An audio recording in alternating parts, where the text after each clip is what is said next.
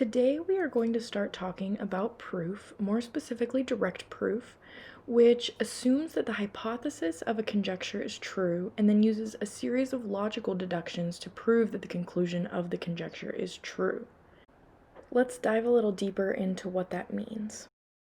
For direct proof, we have a statement, if P then Q, which you can see as symbolized here.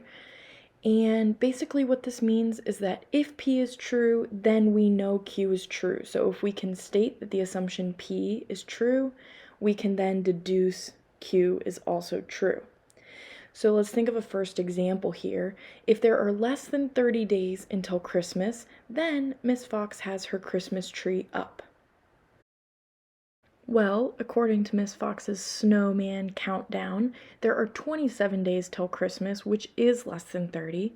So we can claim for P that there are less than 30 days until Christmas. So we know that P is true. So what does that mean?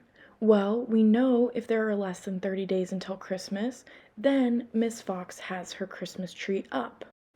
P is true, so Q must be true. We know that Miss Fox has her Christmas tree up. This example that we just looked at was a little bit more simple because we really only had one logical deduction along the way, and that was our conclusion. So now let's take a look at a mathematical example that has a series of logical deductions along the way of our proof.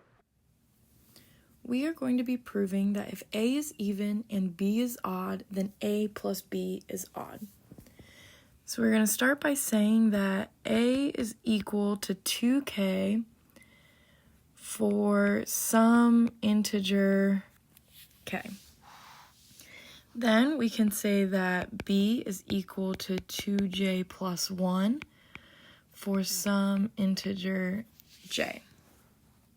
Next, since we're trying to prove that A plus B is odd, we can say that A plus B is equal to 2k plus 2j plus 1.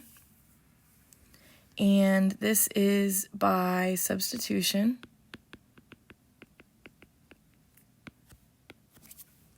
Then we can say that A plus B is equal to 2k plus 2j plus 1, and this is by the associative property.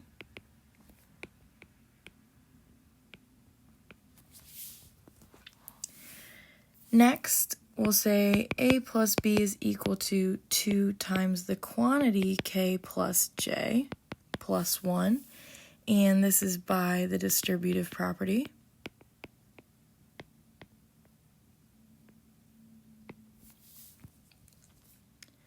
Then we will let k plus j equal n, and we know that n must be an integer because both k and j are integers. So we'll say A plus B equals 2n plus 1 by substitution.